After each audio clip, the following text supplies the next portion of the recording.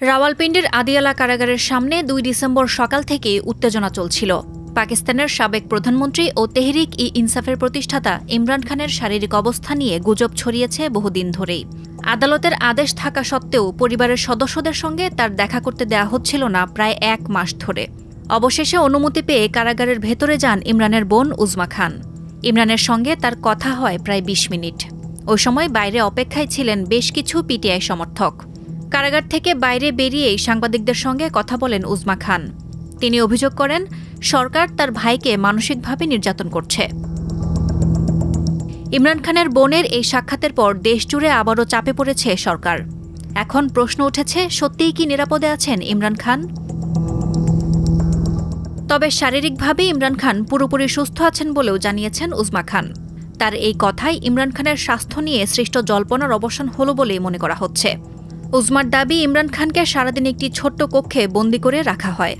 খুব অল্প সময়ের জন্য বাইরে যেতে দেওয়া হয়, তবে কারো সঙ্গে যোগাযোগের সুযোগ নেই। তিনি আরও বলেন, ইমরান খুব ক্ষুব্ধ ছিলেন। এমন অন্যায় আচরণের পেছনে পাকিস্তান সেনাপ্রধান জেনারেল আসিম মুনির আছেন, এমন অভিযোগও উঠে এসেছে তার পক্ষ থেকে। অবশ্য পরিবারের দাবি, সরকার ও সামরিক নেতৃত্ব চায় ইমরান খান পুরোপুরি বিচ্ছিন্ন থাকুক, যাতে তার বক্তব্য বাইরে না আসে। ৭২ বছর বয়সী ইমরান খান ২০২৩ সালের আগস্ট থেকে কারাগারে আছেন। ২০২২ সালে দেশটির সংসদে অনাস্থা ভোটে ক্ষমতাচ্যুত হওয়ার পর একের পর এক মামলায় দোষী সাব্যস্ত হয়েছেন তিনি। যদিও ইমরান খানের দাবি, তার বিরুদ্ধে দায়ের করা সব মামলা রাজনৈতিক উদ্দেশ্যপ্রণোদিত। ইমরান খানকে নিয়ে ছড়ানো গুজব সম্পর্কে তার আরেক বোন নওরিন খান বলেন, এই খবর কিভাবে ছড়ালো তা নিয়ে কোনো ধারণা নেই তাদের। তিনি অভিযোগ করেন, কারা আইন লঙ্ঘন করে ইমরান খানকে আইসোলেশনে রাখা হচ্ছে।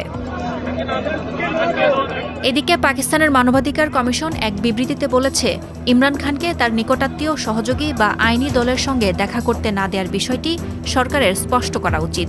বেশ কয়েকদিন ধরেই ইমরান খানের অসুস্থতা ও কারাগারের মৃত্যু নিয়ে সোশ্যাল মিডিয়ায় যে গুজব ছড়িয়েছে তা নাকচ করে দিয়েছেন পাকিস্তানের সরকারি কর্মকর্তারা। পাকিস্তান ক্রিকেট দলের সাবেক জনপ্রিয় অধিনায়ক ইমরান খান কারাগারে থেকেই বিশৃঙ্খলা ছড়ানোর চেষ্টা করছেন বলেও অভিযোগ করেছে দেশটির সরকার। সাদিয়া ইয়াসমিন, প্রথম আলো।